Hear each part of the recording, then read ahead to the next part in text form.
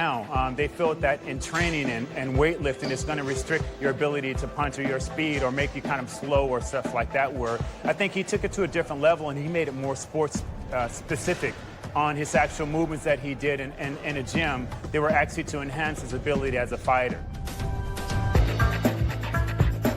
The spur for Bruce Lee to start weight training came after a fight in San Francisco in 1965.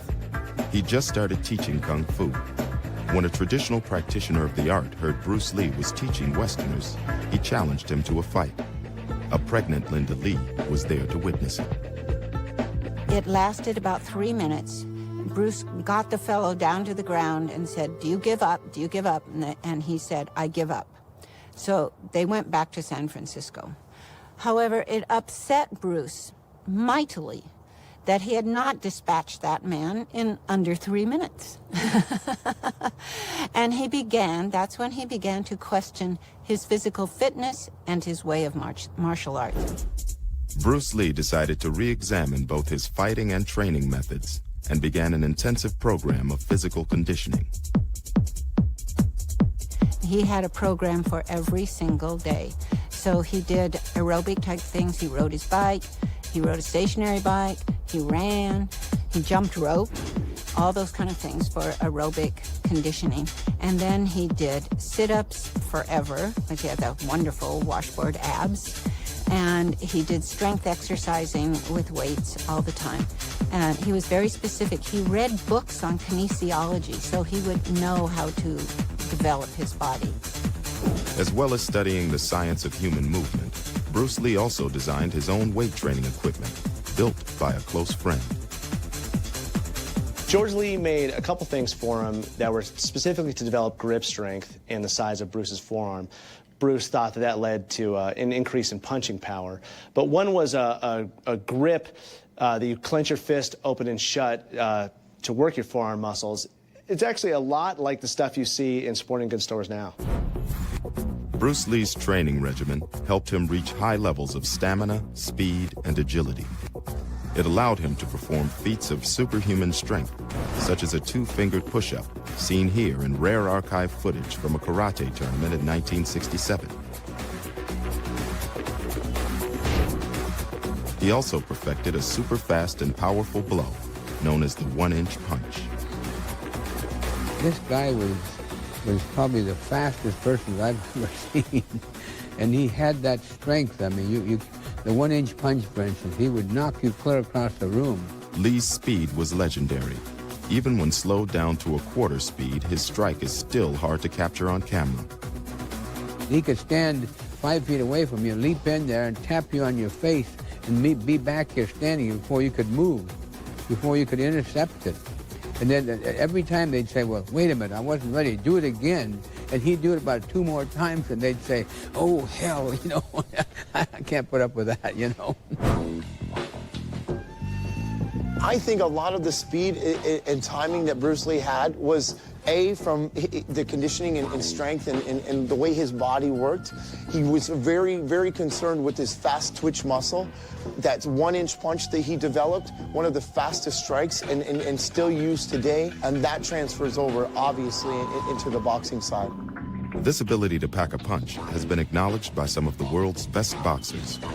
That was the most amazing thing about Bruce, was the fact that he could generate so much speed and velocity in his punches.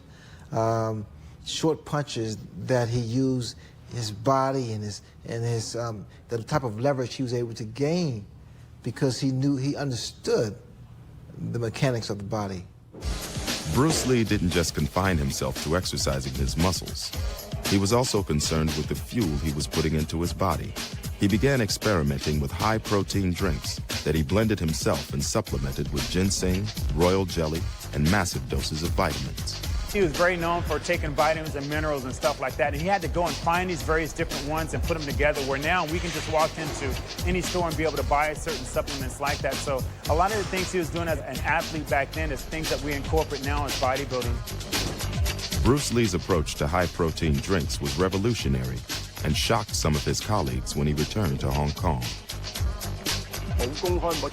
At that time, when we were not making movies, we would go to his house. He showed us how he ate beef. raw beef from the US. He put the raw beef into the blender and added milk, 7 eggs, and then wow, he gulped that thing down. We were terrified. It was amazing.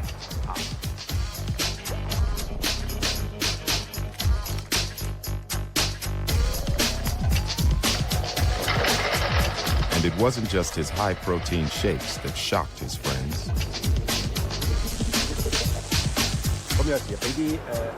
Sometimes he used electric current. He was really mad, giving himself electric shocks voluntarily. He was fighting with the electricity. Of course, we could not do it. I do not know how many volts the electricity was, but he was challenging the electricity. You know, it's really funny that nowadays, if you go to any professional sports orthopedist place or physical therapist, you go in there and you see them using the electronic stimulation machines to rebuild muscles to help damaged areas. But way before that was employed in any physician's room, you saw Bruce Lee doing that at home on his own. He was just truly a pioneer and way ahead of his time. Revolutionizing attitudes towards health and physical fitness is just one of the many ways Bruce Lee changed the world. But while the West has been quick to recognize his achievements, it's only recently that China and Hong Kong have begun to embrace their best-known son.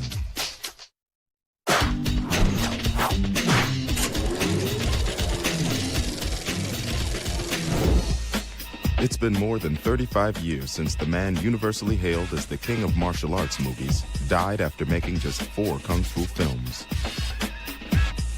Since his death, Bruce Lee has been recognized as a visionary who changed not just action movies and martial arts, but also philosophy, music, and pop culture.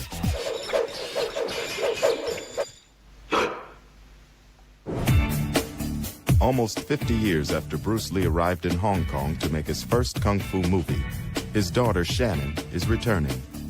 She's here to meet former friends of her father's and to promote the Bruce Lee Foundation that she now heads. Film producer Raymond Chow was Bruce Lee's friend and business partner. As head of Golden Harvest Studios, he was the biggest film producer in Hong Kong. Now aged 80, he stopped doing interviews some time ago, but has arranged to make an exception for Shannon, the daughter of a man he first saw on a television talk show nearly 40 years ago. It's a fateful evening that I watched that, so I decided to call him first thing in the morning. And I'll say that's the beginning of something important in the movie industry. Bruce Lee changed the way actors were treated by studios by negotiating his own contract and taking a creative role in the writing, producing, directing, and choreography of his films. You and my father had kind of an interesting and revolutionary relationship for the Hong Kong film industry, right? Yes, I think that's the only fair way to do it. And it avoid a lot of problems of negotiating things. And Bruce and I, the relationship was so close. He didn't want to have that. I didn't want to have that. The first film Bruce Lee made with Raymond Chow was The Big Boss, about the struggle of the Chinese community in Bangkok. Right, Cheng. Remember your promise. You're on your own from now on. You know, boy, a woman can be a blessing or a ruin to a man. The Big Boss was a classic example of the way a Hong Kong movie ran at the time, which was fast, cheap, and a little bit out of control. Having left America to make his name in the East, it was an important film for Lee. It was made on a shoestring budget, and he struggled to turn an incomplete script into a coherent and captivating story. Knowing that the film could make or break him, Bruce Lee sat nervously with his wife Linda at the premiere. When the film was over, it was perfectly quiet. You could hear a pin drop in that theater, and Bruce is like, oh my gosh, do I make for the exit right now or what? And then all of a sudden it started. The clapping, the cheering, they loved it. They were thrilled, and Bruce was thrilled. It was wonderful. They escorted him outside. They raised him up on their shoulders, and he was their hero from then on. Also in the audience was a 24-year-old assistant director who was yet to make his first feature film.